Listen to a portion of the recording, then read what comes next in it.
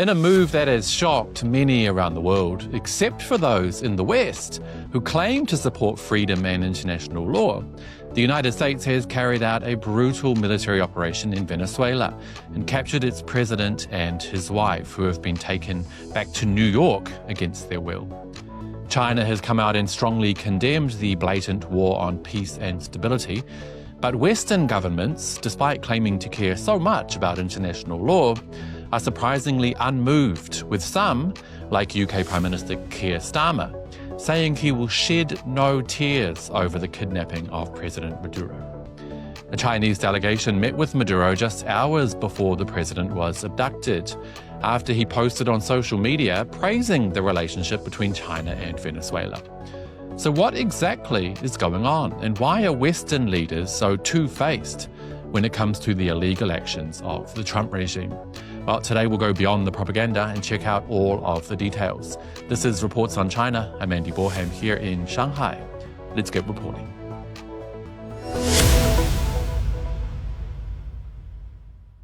Early on the morning of January 3 local time, the Donald Trump regime undertook a large-scale military strike in Caracas, the capital city of Venezuela, causing multiple explosions and eventually kidnapping the country's president, Maduro, and his wife, before taking them to New York against their will. US President Donald Trump claims the pair and others are to be charged with narco-terrorism, cocaine importation conspiracy, and related crimes. The operation was described as a law enforcement-supported action against a narco state. But it's extremely clear to anyone with a functioning brain that oil is the motive, with Trump mentioning the resource multiple times during his Mar-a-Lago press conference. Basically, the US had imposed heavy sanctions and embargoes on Venezuelan oil in the hope that this would isolate Maduro internationally and domestically and put pressure on the country's government to force a change of leadership. That did not work, with China and other global South countries ignoring US sanctions and continuing to buy Venezuelan oil, angering the Trump administration and rendering its sanctions as useless. The Trump regime upped the ante and last month began stealing Venezuelan oil being exported by directly seizing vessels as they left the region carrying oil worth hundreds of millions of dollars. Just before Maduro and his wife were kidnapped by US forces, a high-level Chinese delegation met with him in Caracas to talk about continued friendship and cooperation between the two countries. And that was evidenced by China's purchase of Venezuelan oil last year, despite US sanctions. As one example, in November of 2025, China purchased a massive 80% of all of Venezuela's oil exports, which showed the US that their unilateral sanctions, embargoes, and bullying are basically useless. And that is why they decided to lash out, invading a sovereign nation in a blatant violation of international law and kidnapping its president, his wife, and others. China, of course, came out and strongly condemned the US for their actions, saying, "Such hegemonic acts of the US seriously violate international law and Venezuela's sovereignty and threaten peace and security in Latin America and the Caribbean region. China firmly opposes it." But Western leaders who pretend to care about international law and sovereignty have been rather quiet.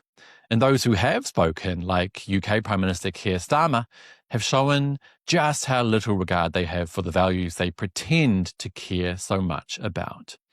Starmer wrote on X, "The UK has long supported a transition of power in Venezuela.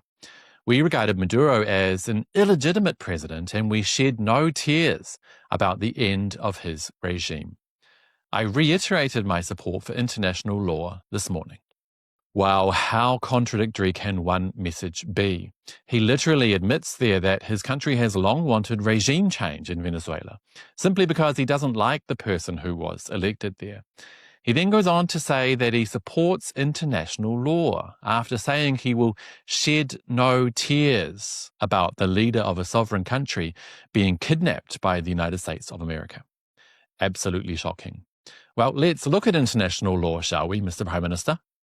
UN Charter Article 2.4 prohibits the threat or use of force against the territorial integrity or political independence of any state. Now, Trump's unilateral airstrikes and forcible entry into Venezuelan territory to capture a sitting head of state are a direct use of force without Venezuela's consent.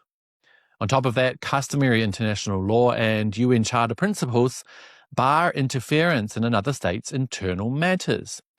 Capturing and removing a head of state, plus statements about the US temporarily running the country, clearly show unlawful intervention.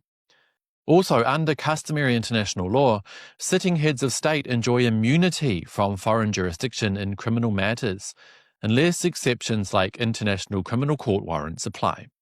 Maduro, as sitting president, has no ICC warrants. And that is just a few examples. Typical reaction or non-reaction from the West, who just love the old adage, rules for thee, but not for me. So what we're seeing here, as I've described on this channel many times before, is the desperate last throes of a falling empire. The United States and the West in general are slowly realizing that the power they enjoyed over the rest of the world for much of the past 70 or 80 years no longer exists. So instead of just imposing unfair unilateral punishments on countries they don't like, such as tariffs and sanctions, the US is now blatantly invading nations and kidnapping leaders that don't do exactly as they're told.